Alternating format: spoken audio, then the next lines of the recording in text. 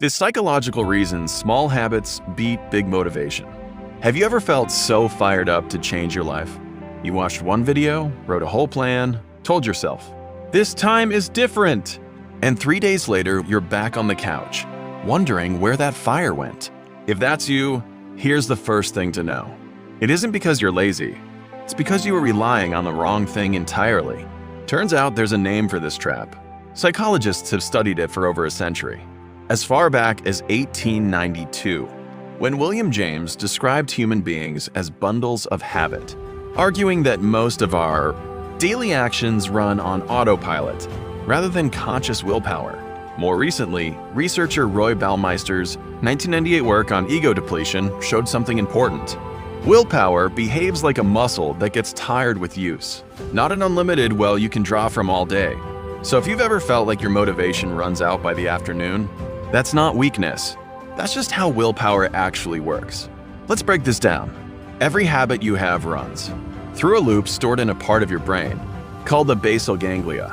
A cue triggers a routine, which delivers a reward. Once a behavior becomes a habit, your brain barely uses the prefrontal cortex, the part responsible for conscious decision-making and willpower, to execute it. That's why brushing your teeth costs you zero motivation. It's automatic. Motivation, on the other hand, lives somewhere much less stable. It's tied to your mood, your sleep, your stress levels, even the weather. It's a feeling, and feelings were never built to carry a long-term plan. Here's why motivation keeps failing you. First, it requires a big activation burst just to start, and that burst gets harder to produce the more tired or stressed you are. Second, it's inconsistent by nature. So any plan built entirely on, "I'll do it when I feel like it," collapses the first time you don't feel like it. Third, motivation fades exactly when you need it most, right after the initial excitement wears off, usually within days. Here's the good news. You don't actually need motivation to change your life. You need a habit small enough that starting it requires almost none. At its core, this is about where you place your control.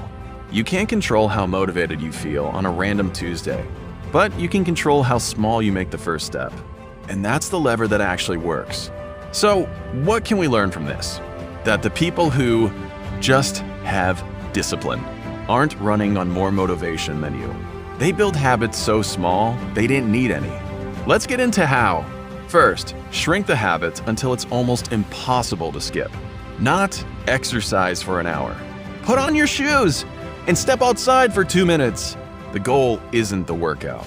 It's making the behavior effortless. Enough that your brain doesn't. Treat it as a decision. Second, stack it onto something you already do automatically. Attach the new habit right after an existing one. After you pour your morning coffee, you open your journal for one line. The existing routine becomes the cue. You don't have to rely on remembering or feeling ready. Third, give yourself an immediate tiny reward the moment you finish. Even just acknowledging, "I did it!"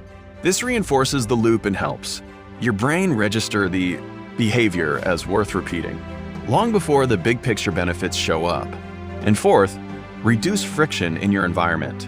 Put the book on your pillow, the running shoes by the door.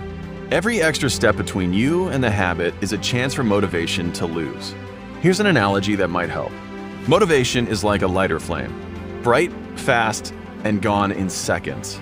A habit is like a pilot light, quiet, unimpressive to look at, but it keeps burning long after the show is over. Nobody builds a house by the light of a match. You build it with something steady. I once worked with someone who'd tried to start running for years, always waiting to feel motivated enough. What actually worked wasn't more willpower.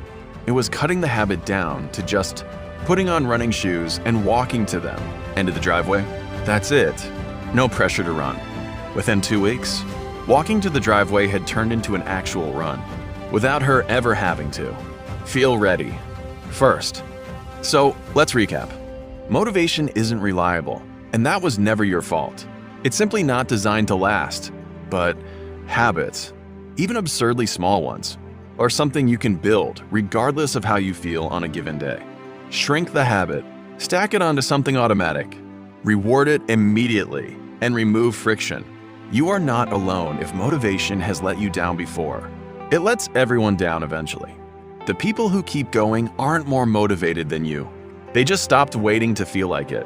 If this helped you see your own failed motivation differently, let me know in the comments what tiny habit you're going to try first.